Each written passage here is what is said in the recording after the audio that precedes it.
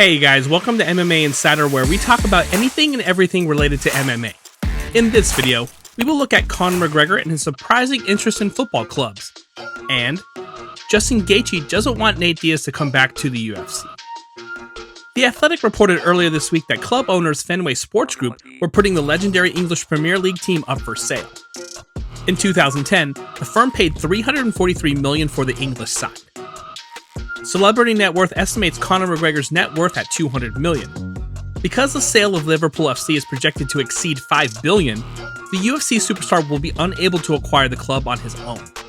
However, because McGregor is a businessman with various projects, it's not out of the question for the Irishman to acquire the club by luring a slew of investors to raise massive cash. The Notorious revealed his interest in purchasing the football club in a tweet saying, "I would love it. I requested my information on this, yes, soon as I heard.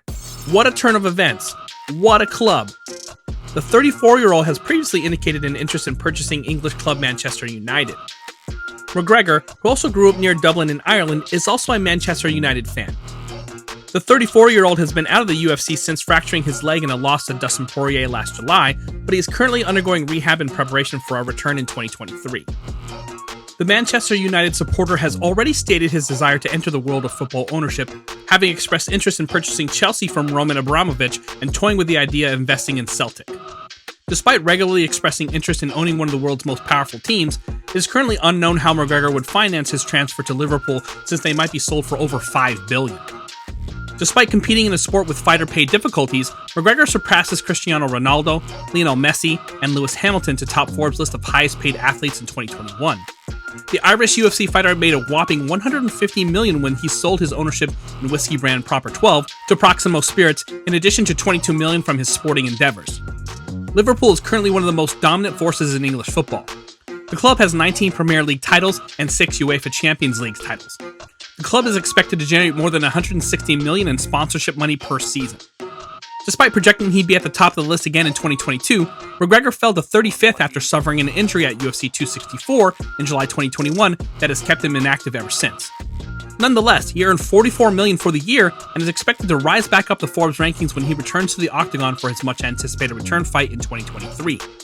While McGregor's main source of revenue was eliminated in 2022, he has continued to make money through a number of sponsorships, excellent pub portfolio, and move into the entertainment business. Mystic Mac recently shot scenes for his film debut with Jake Gyllenhaal and claims to have been paid a record-breaking sum to star in Amazon Prime's reworking of the 1980s classic Roadhouse. McGregor continues to make a lot of money, but he also spends a lot of money. After purchasing a $4 million Lamborghini super yacht and traveling the world with his family this summer, the MMA legend recently displayed his multi-million-dollar collection of luxury watches. McGregor is supposedly worth $200 million, but that wouldn't have been enough to buy Liverpool 12 years ago when they were on the verge of bankruptcy. The Reds are now one of the most valuable clubs in the world and will command a multi-billion-dollar sum if they are sold. The simple truth is McGregor will want a substantial financial backing if he is to purchase Liverpool or any other football club for the foreseeable future. What do you guys think about Conor and his love for football clubs? Tell us in the comments below. For our next story, Nate Diaz, according to Justin Gaethje, has no reason to come out of retirement in the future and would make a lot more money outside the UFC octagon. In a recent interview with ESPN MMA, Gaethje was asked about Diaz's departure from the UFC and a possible return for the Stockton Slugger.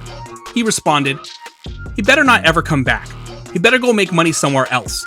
There's plenty of money to be made for Nate Diaz outside the UFC. He can be his own boss, and that's what he should do." Khamzat Chimaev and Israel Adesanya, according to Justin Gaethje, should fight in the octagon next. Dana White also stated he intends to book a fight between Khamzat Chimaev and Colby Covington as a co-main event for the upcoming Kamaru Usman vs. Leon Edwards trilogy. But coming back to Diaz's recent altercation with Jake Paul's crew prior to Paul's boxing fight against former UFC champion Anderson Silva has fueled speculation that the Stockton native could be Paul's next boxing opponent. Given that the problem child has a history of calling out retiring UFC fighters, there's a chance the former UFC welterweight contender and the YouTuber turned boxer will square off in the future. We will make sure to keep you updated. If you like our content, make sure you subscribe and we will bring you the latest and most interesting MMA stories. What do you guys want to see next? Tell us in the comments below.